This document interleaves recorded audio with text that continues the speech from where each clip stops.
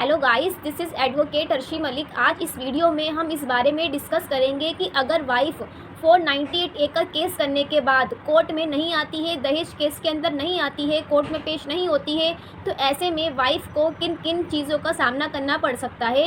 इसी के साथ हम ये भी डिस्कस करेंगे, अगर हस्बैंड 498A केस होने के बाद कोर्ट में अपीयर नहीं होता है तो ऐसे में हस्बैंड को कौन कौन से कॉन्सिक्वेंसेस देखने को मिलेंगे।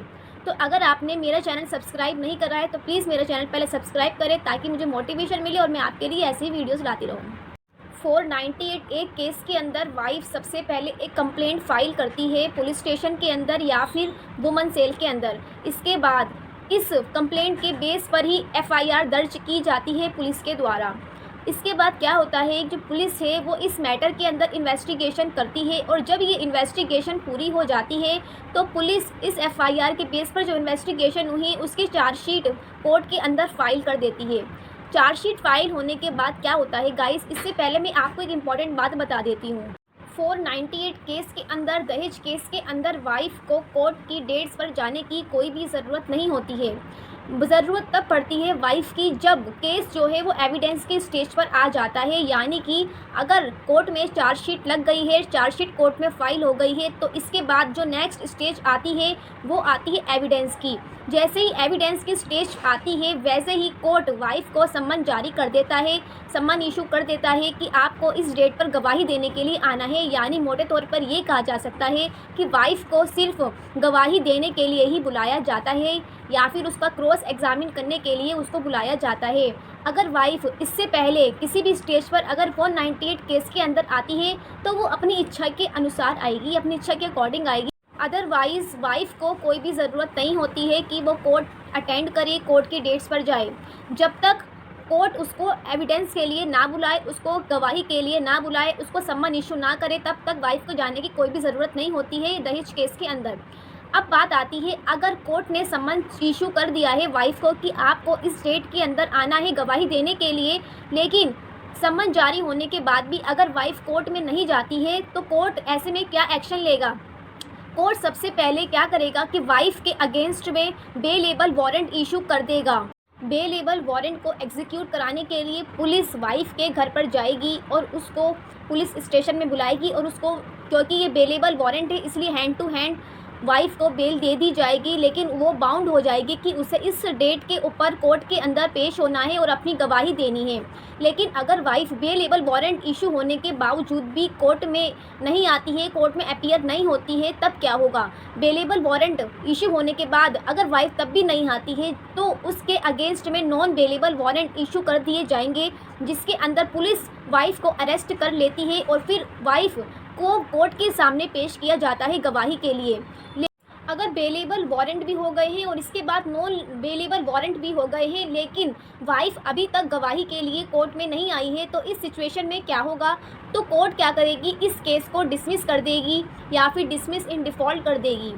तो आपका ये केस ख़त्म हो जाएगा। अगर वाइफ जो है वो गवाही के लिए नहीं आती है, नोटिस इशू होने के बावजूद भी, सम्मन होने के बावजूद भी अगर वो कोर्ट में पेश नहीं होती है, तो ऐसे में उसका जो केस है 498A का वो डिसमिस हो जाएगा, खारिज हो जाएगा। क्योंकि जो 498A का केस होता है ये एक वाइफ की कंप्लेंट के ऊपर बेस होता है और अगर वाइफ ही गवाही देने के लिए कोर्ट में नहीं आती है तो ऐसे में दहेज केस की कोई भी वैल्यू नहीं हो जाती है और कोर्ट उस केस को डिसमिस कर देती है। अब बात आती है कि अगर हस्बैंड कोर्ट में अपीयर नहीं होता है, पेश नहीं होता है, तो ऐसे में क्या होगा। क्योंकि गाइज आपको पता है जो 498A का केस होता है वो एक क्रिमिनल केस होता है। इसके अंदर जो हस्बैंड होता है वो एक्यूज्ड होता है, यानी आरोपी होता है। अगर वो कोर्ट में नहीं आएगा तो ऐसे में कोर्ट जो है वो उसके ऊपर कोई कॉस्ट भी इम्पोज कर सकती है। अगर आपको कोई इमरजेंसी है तो आप उसके लिए अपने एडवोकेट के थ्रू एक एग्जाम्पशन की एप्लीकेशन लगा दे सकते हो कि मैं आज कोर्ट में अपीयर नहीं हो सकता, मुझे कुछ अर्जेंट इमरजेंसी आ गई है। एग्जाम्पशन एप्लीकेशन का मतलब ये नहीं है कि हस्बैंड को कोर्ट में हर डेट पर जाना ही नहीं पड़ेगा। एग्जाम्पशन एप्लीकेशन सिर्फ इमरजेंसी के टाइम ही लगाई जा सकती है कि आप जो है किसी अर्जेंट काम की वजह से नहीं अटेंड हो सकते, तब आपके जो एडवोकेट होंगे वो एग्जाम्पशन की एप्लीकेशन लगा सकते हो। लेकिन अगर हस्बैंड ने कोई एग्जाम्पशन की एप्लीकेशन भी नहीं लगाई है और ना ही वो कोर्ट के अंदर डेट पर अटेंड कर रहा है, तो ऐसे में कोर्ट उसके अगेंस्ट में बेलेबल वारंट इशू कर देगा। यानी कि पुलिस जो है वो बेलेबल वारंट को एग्जीक्यूट कराने के लिए हस्बैंड के पास जाएगी और उसको थाने में से ही बेल मिल जाएगी, लेकिन वो बाउंड होगा कि उसको इस डेट के ऊपर कोर्ट में अपीयर होना है।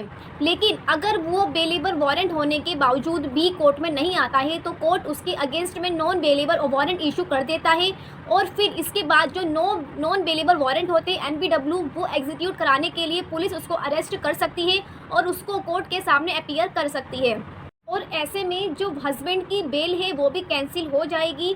और इसके बाद अगर हस्बैंड बेलेबल और नॉन बेलेबल वारंट इशू होने के बावजूद भी कोर्ट में अपीयर नहीं हो रहा है तो ऐसे में क्या होगा, कोर्ट उसके अगेंस्ट में प्रोक्लेमेशन की प्रोसीडिंग शुरू कर देगी, जिसको भगोड़ा घोषित करने की प्रोसीडिंग भी कहते हैं। और इसके बाद उसको अरेस्ट भी किया जा सकता है और उसकी बेल उसको दोबारा से लेनी पड़ेगी, क्योंकि उसकी बेल तो रिजेक्ट हो गई है, तो उसको बेल लेने के लिए दोबारा से अप्लाई करना पड़ेगा।